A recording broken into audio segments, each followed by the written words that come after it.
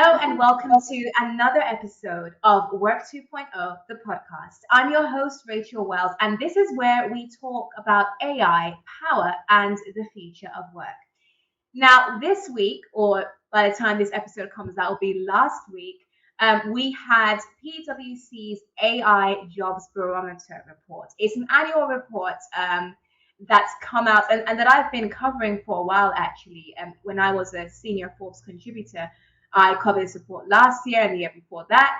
And the AI Jobs Barometer is very, very important because it shows us where jobs are moving in the labor market based on the AI era, where we are seeing salary premiums, where AI upskilling is definitely needed, and where employers are seeing higher demand for AI skills. And today, I'm sitting across from me, virtually, shall I say, is Dan Priest. He is the Chief AI Officer at PricewaterhouseCoopers, PwC, and he's here to sit down and discuss the findings of the AI Jobs Barometer that has just been released for 2026. Dan, welcome to the show. Thank you for having me, Rachel. You're welcome. So, first of all, let me just ask you, when you were producing this report, what struck you the most, or surprised you the most about the findings? It continues to be a trend that there's lots of fear or concern about the impact of AI on jobs, and yet one of the things that the report shows is that those jobs that are most exposed to AI are also seeing premiums and growth in number of opportunities and also even wage growth. And so there's actually a bit of, not a bit, but a measurably positive effect AI has had. It's disruptive, and it's still having a positive effect on the jobs landscape. I found it surprising as well, looking at the report, seeing that the roles that are most exposed to AI are simultaneously, you mentioned this, you referenced this U dip, where there's jobs on the higher end and on the lower end. The ones that are that are least exposed are seeing the greatest jump in the labor market. What do you think is behind that? Whereas the ones in the middle are not seeing much change. What do you think is behind that U? So it logically it makes sense to me, because what we're saying is those roles that can benefit from AI need to change the most with AI, and when they transform and when they evolve, they're going to create more value, and therefore there should be higher demand, and potentially even higher wage growth. And we're seeing this it's really fascinating, but like one of the more industrialized use cases for AI is around code generators and developing code, right? Developing and configuring applications for business purposes. These code generators are extraordinarily powerful, and yet, and so you'd think that developers, and there was a lot of speculation in the beginning about the impact those code generators would have on the developer opportunities. The demand is getting higher for developers, right? Like we're seeing it go up. We see in professional services, in healthcare.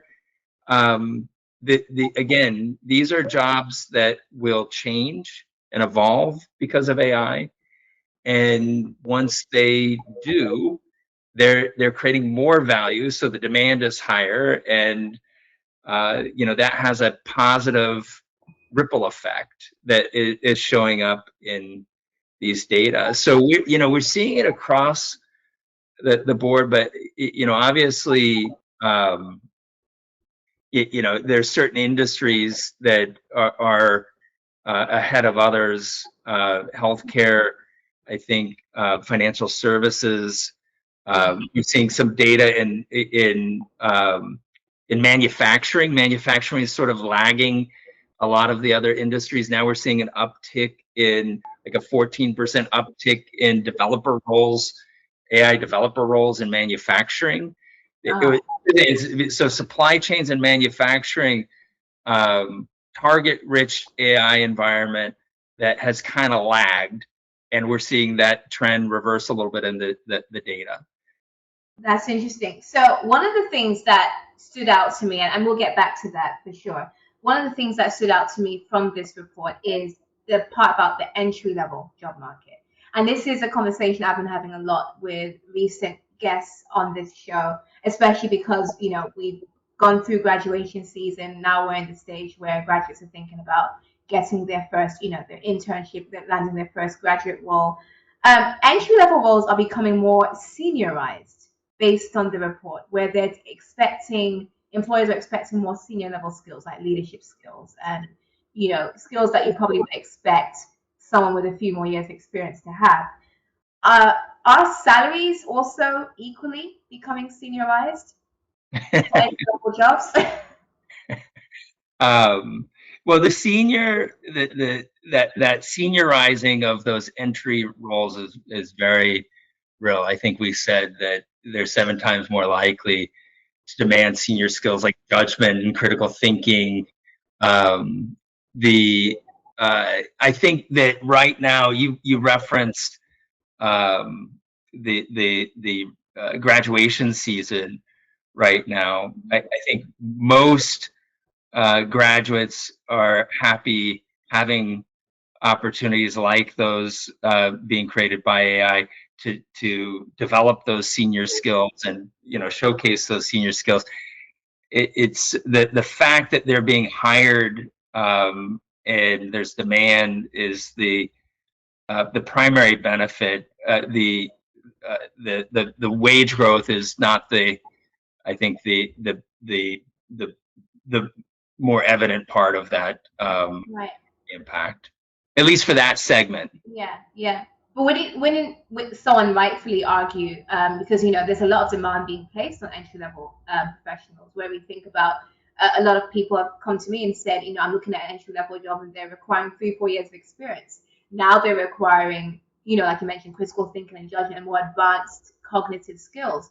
Wouldn't someone rightfully argue, well, since they're demanding so much, right from the offset, should the salaries be raised to a little bit to reflect that level of demand?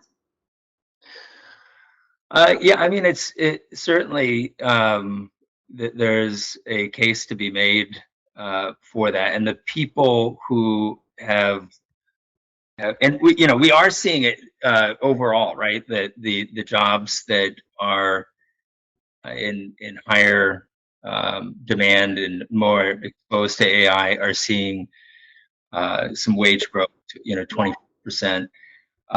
It's just for entry level roles. The you know the growth since we've started doing this. There's pressure, I think, on those entry level roles because of AI. We're seeing, the new college graduates typically, are you're going to see softness in the labor market first in those early career stage roles, right? right. So that sort of has a counter veiling effect on wage growth for that segment of the job market. So I think there's a case to be made, and we are seeing it overall. The wage growth is increasing overall for those AI exposed roles that are transforming and creating more demand. There's a case to be made for it, but I do think for new college graduates, to your specific question, it's more about getting into these organizations and developing and getting into position for the higher wages. Yeah, yes, right, correct. Now, I've got a younger brother, for example, my youngest brother, he's turning 14 this year. And I know that there are many of our listeners who may have younger siblings or children or grandchildren, like you mentioned, who are graduates about to enter the workforce. And genuinely, they would be concerned, and I would be concerned about how would entry level professionals be expected to, because there are some employers who will expect this right off the offset. They're not willing to train the entry level professionals. They want them to come in with these skills. So, how do you think entry level professionals would be expected to develop these senior level skills, if they haven't had the chance to master the basics, which are now being absorbed by AI, typically entry level roles, which are a lot of execution, administrative work. Well, AI is taking that. So now they don't have the chance to develop those skills through that work. How would they be expected to develop those skills? And what do you think employers need to be doing now to enable that agency? It's a great question. So I have a daughter who I attended her graduation, her college graduation last weekend. So she's asking me similar questions. Yeah.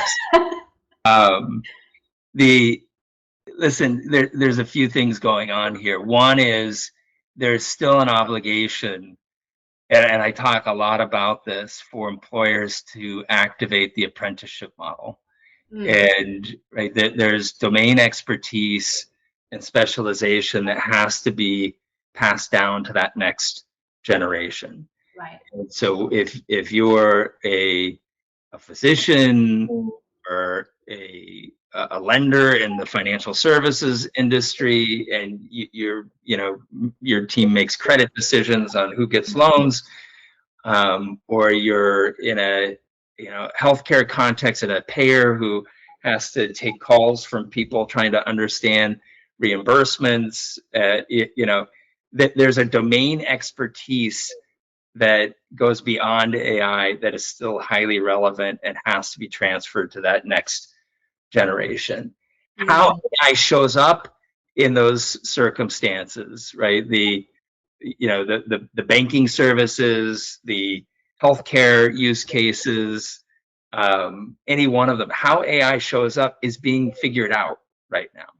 mm, And so a lot of the veterans in those spaces don't quite know exactly how that area of the business is going to change, but they know it will change. And right. one of the reasons why these early career workers are so valuable is they're really change ready, and they are super AI savvy, and Mm, they are capable of helping accelerate that change agenda around key parts of the businesses they're entering.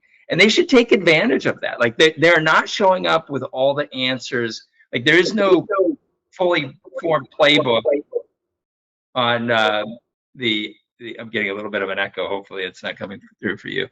no. Uh, but there's not a fully formed playbook that the new hire is going to get on how to apply AI. Those things are getting figured out in real time, and they Right. have an opportunity to help them figure it out and play up. Right, that's the interesting thing about to your point about the seniorization of these roles. They get a chance to play up and Mm, do things um, that aren't the routinized scut work that we all had to do to earn our stripes to get to the next level, right? Like that, like the number one thing that I hear from this segment of the workforce is, give me the best AI tools. Let me delegate into the agent ranks some of the work that maybe isn't as much fun or as interesting, and so I can focus on higher value stuff, and that's now made possible by AI. And my advice to my daughter and to others is take full advantage of that. mm, got it. And I love that you mentioned domain expertise. Like they have to be able to know what they're doing with even without the AI tool effectively, so that they can train the AI tool and delegate to the tool. Because after all, like, what are you delegating? How would you know what the workflow involves if you're not familiar with the domain in the first place? And there's this stitch in time where the person who's been doing it for the last couple decades Mm, knows, like, what is the 10-step process that you need to go through. And there's a stitch in time where these new college graduates, the early career worker, they come in and they're not biased by how it's always been done, right? They right. can fully reimagine a clean sheet without having been programmed for the last couple of decades. Like, this is how you do it, right? And so Mm, that melding of deep domain expertise that's been formed over a long period of time, super valuable, and the willingness and the ability to see a process through fresh eyes and not be biased by how it's always been done. There's Yes. an interesting collision, like a creative collision that's happening in some of these spaces that, again, we should take advantage of. Mm, absolutely, for sure. You mentioned in the reports that the 66% year-on-year figure with jobs experienced the most uptick in AI skills demand, job postings requiring AI skills. That's in the year 2025 we're looking at. That's a Yeah. significant uptick for sure. One of the things that really stood out to me from the report is wage premiums for AI skilled jobs. They average at 62%. And I remember when I was reporting on Forbes, we were talking like, a job premium as much as 48% or something like that. We had Indeed did a report on that. But we're talking 62%. That's pretty high. And then there are some industries, it says, which are as high as 118%. That's quite a jump. What are the sectors seeing the highest growth, including the 118% salary growth? Yeah, I mean, we talked about, and I think your viewers will kind of resonate with this, but the the job, if you think about the industries that are information intensive, that will benefit from this new form of intelligence, to create a differentiated customer experience, to make more precise decisions. They're going to be in the healthcare space. They're going to be in the professional services space. They're going to be in the financial services space, Sure. right? And that's kind of where we're seeing a lot of the growth. In both the demand for these AI skills, and to your earlier point, also the wage premiums showing up. And it is Right. stunning. Like, some of these numbers are kind of eye-popping, but maybe not surprising when you look at the value that's being created when you get an AI-powered job. Consumer markets is also showing a big wage premium. Okay. Consumer markets is fascinating because you're now seeing things like agentic commerce show up, where there's a generational shift in consumer markets. Kind of like millennials introduced e-commerce, and it had a ripple effect through the other generations. Now we're seeing Gen Z show up, and the way they buy, the way they shop and buy and have a relationship with products is fundamentally changing. And we're seeing that impact very positively the consumer products companies and the consumer markets businesses, that their growth trajectory. And so the team members who can show up and bring those new capabilities to life and impact growth are going to get compensated more, right? And we're seeing that in the wage premiums. Absolutely. My question is though, people talk about the AI bubble. Is it going to pop at some point? I personally don't think it will fully pop, because I think we've gotten to a stage where, especially with implementation, I feel like it's becoming solidified, like, another industrial revolution. However, I do have a question. When it comes to this wild, we're seeing it even when it comes to venture capital, right? We're seeing huge billions, trillions of dollars in investment for AI startups. We're seeing, like you mentioned, eye-popping salary premiums for AI skilled workers, especially in knowledge in work intensive industries. Do you feel like there could be a sort of bubble where AI becomes a commodity at some point, where it's just like seen as any other skill, like just like the way we view Microsoft Office, shade to Microsoft, but you know what I mean? The way that we see Microsoft Office now, it's like it's just a fundamental office skill like everyone needs to have. Do you think that at that point, when AI becomes that sort of commodity, that sort of everyday office skill, do you think the salary premiums will go back to normal? Like they will shrink, they will disappear? So it's a great question. And we're all kind of looking into the future and trying to predict what will happen right now. This is just my view. These large language models are commoditizing at incredible rates, right? And we've seen that from the very beginning, and they keep leapfrogging each other, and everybody has access to them. So if you're building something you think it's differentiated and somehow competitive in very special ways, and it's the LLM right out of the box, well, everybody has that capability now, right? And so Yeah. the risk of what you said is higher in that circumstance. But what we're seeing is that the companies that are using these foundation models, these frontier models in differentiated ways, are not just using them out of the box, right? That they're behind the firewall with the appropriate security architecture.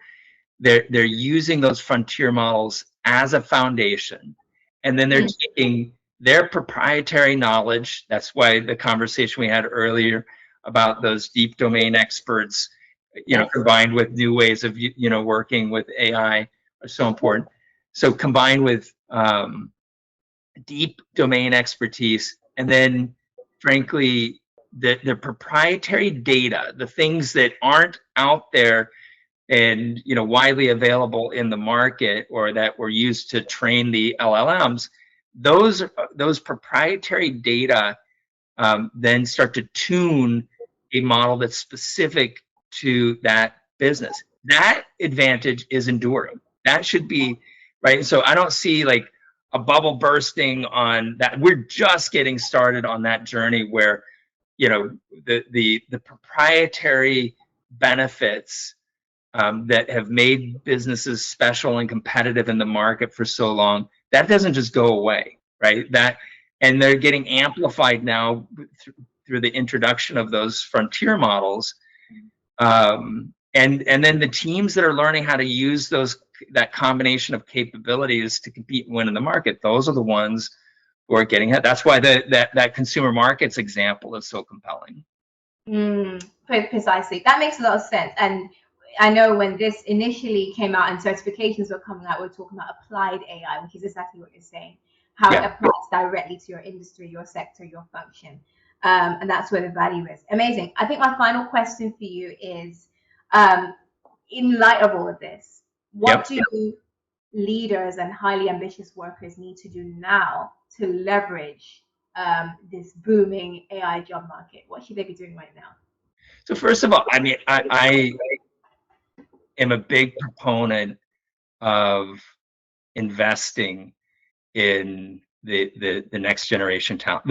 I was on with a bank. One of our clients is a major bank, and they were talking about how they move quickly past the efficiency part of the AI agenda, and now they're into the growth part of the AI agenda. How can they create a differentiated customer experience?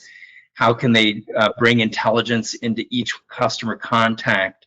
How can they grow the bank's revenues through all the different products and services with AI? And they're hiring thousands of new college graduates. They have plans for hiring this year and next year. And I was so impressed with that growth mindset, right? Like it was not, hey, let's cut jobs and create efficient. It's certainly a part of the agenda, but they see, and we see this in our global survey as well. They see the shift towards innovation and growth as the big opportunity. Right. And the early career worker coming out of college who's been using these tools, who they are AI native, they're going to play a big role in that. So I would say one, the advice I would give is figure out what your growth and innovation agenda is. Certainly, you're going to take some opportunities to get more efficient and more productive. That you absolutely should, but take that talent that you freed up and put them against that growth and innovation agenda. And it's not going to be every single job right now. Like there's limited places where you're going to apply AI and you're going to get that disproportionate growth. So find the places that give you the biggest lift. Think Right. hard about how the jobs will evolve and hire accordingly. But invest in the future workforce. That is my best advice. Invest in the future workforce because the businesses are changing. That fresh perspective that's AI powered is incredibly valuable as you kind of chart the course forward. Amazing. Thank you so much for your time, Dan. I really appreciate you breaking down the jobs barometer for us. And for those of you in the audience who are listening or watching this episode, definitely share this with a coworker or a graduate. Like this episode, comment and share it and rate Work 2.0 the podcast wherever you found it on Spotify or Apple Podcasts or Substack. And subscribe so that you can be here for the next episode of Work 2.0 the podcast next Monday. Thank you again, and I will see you next week on Work 2.0.